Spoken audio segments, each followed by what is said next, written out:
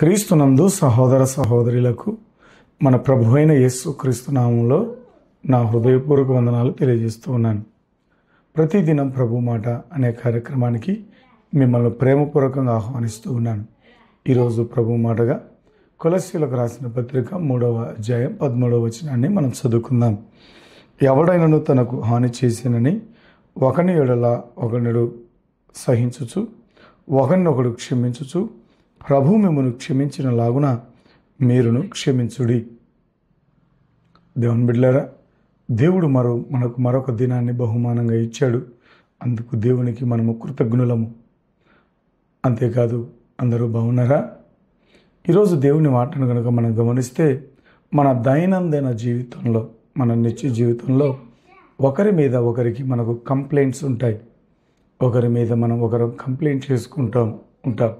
భార్య భర్తల మధ్య కానీ, తల్లిదండ్రుల మధ్య పిల్లల మధ్య కానీ, మన తోటి సహోదరుల మధ్య కానీ, మనం నివసిస్తున్న ప్రాంతంలో కానీ మన సహోదరుల మీద మనకు ఫిర్యాదులు ఉంటాయి, కంప్లైంట్స్ ఉంటాయి. అయితే ఈ వచనం ద్వారా మనకు దేవుని వాక్యం ఏం చెబుతూ ఉంది అంటే, వారి మీద మనకు కంప్లైంట్ ఉన్నప్పుడు ఒకరినొకడు సహించుకోవాలని అపోస్తలుడైనటువంటి పౌలు పరిశుద్ధాత్మ ద్వారా మనల్ని ఉపదేశిస్తూ ఉన్నాడు, బోధిస్తూ ఉన్నాడు. క్రీస్తు మనల్ని క్షమించిన ప్రకారం మనం కూడా ఇతరులను క్షమించాలని, ఈ క్షమాపణ యొక్క శక్తిని, దాని ప్రాముఖ్యతను మనం తెలుసుకోవడానికి ప్రయత్నం చేద్దాం. ఒకరినొకరు సహించుకోవడం, సహనం అనేది దేవుని ప్రేమలో అతి ప్రాముఖ్యమైన భాగం. సహనం అనేది దేవుని యొక్క భక్తిలో అతి ప్రాముఖ్యమైన భాగం. తప్పులను ఓర్చుకోవడం, ఇతరులను ఓర్చుకోవడం అనేది క్రైస్తవ జీవితానికి దేవుడిచ్చినటువంటి ఒక ముఖ్యమైన పని. దేవుని బిడ్డలారా, ఒకానొక గ్రామంలో క్రీస్తుని నమ్మినటువంటి బిడ్డ ఎప్పుడు ఈ ఇబ్బంది గుండా వెళ్ళేది. తన చుట్టూ ఉన్నటువంటి సహోదరులు ఎప్పుడు పెద్ద పెద్ద మాటలు మాట్లాడి, చెడ్డ మాటలు మాట్లాడి తనను విసిగించేవారు, గొడవ పడేవారు, వాదులాడేవారు.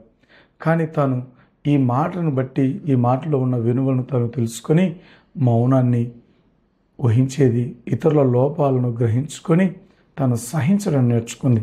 కాలక్రమేణా తన సహనాన్ని గమనించినటువంటి ఆ ఇతర స్త్రీలు తమ హృదయాల్లో గొప్ప మార్పును పొందారు. దేవుని బిడ్డలారా, క్షమించడం అనేది క్రైస్తవ లోకానికే కాదు, సమాజానికి ఒక ఆదర్శం. ఈ ఆదర్శం ఎవరు స్టార్ట్ చేశారో తెలుసా? క్రీస్తే దీన్ని రూపాంతరాన్ని చేశాడు.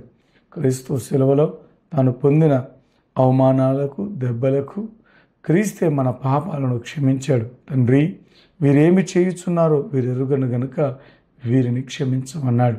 మనం ఇతరులను క్షమించడం ద్వారా క్రీస్తు యొక్క ప్రేమను మనం ప్రతిబింబిస్తూ ఉన్నాం. క్షమాపణ మన హృదయంలో కాదు, ఇతర హృదయాల్లో కూడా శాంతిని తీసుకుని వస్తుంది. మన జీవితంలో గొప్ప శాంతిని పెంపొందిస్తుంది. క్షమాపణ శాంతిని పెంచడమే కాదు, మరొక విషయాన్ని తీసుకుని వస్తుంది. ఏంటి ఆ విషయం అంటే, క్షమాపణ ఐక్యతను చాటుతుంది.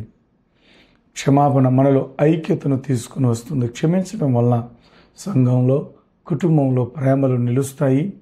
ఇవి క్రైస్తవులకు గుర్తు.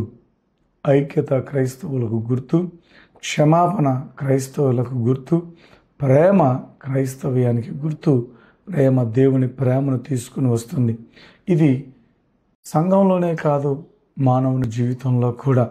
దేవుని బిడ్డలారా, ఈ యొక్క వచనం మనకు సహనాన్ని పెంపొందిస్తుంది.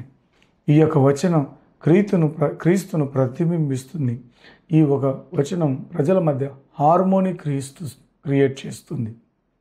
దేవుడు మనల్ని క్షమించినట్టుగా మనం ఇతరులను క్షమించేవారిగా ఉండాలని, ప్రేమించేవారిగా ఉండాలని, ఇంకోటి ఓర్చుకునేవారిగా ఉండాలని ప్రభు వాక్యం చెబుతుంది.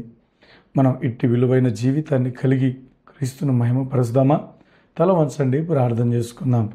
పరలోకమందున్న నా తండ్రి, నీవు మమ్మల్ని క్షమించినట్టే మేము కూడా ఇతరులను ఓర్చుకొని క్షమించే హృదయాన్ని మాకు దయచేయండి. తద్వారా మా మానవ సంబంధాల్లో శాంతిని, ప్రేమను, ఐక్యతను నింపుమని యేసు ప్రభునామమున ప్రార్థిస్తున్నాము తండ్రి. ఆమెన్. బాసిల్లెను సిలువలో పాపక్షేమా. యేసు ప్రభుని దివ్యక్షేమా బాసిల్లెను సిలువలు పాపక్షేమా.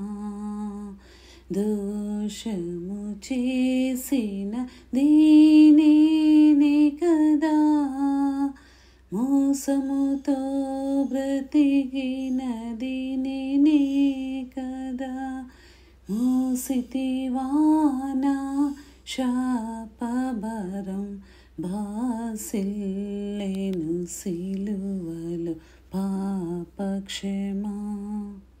దేవుడు మిమ్మల్ని దీవించునుగాక.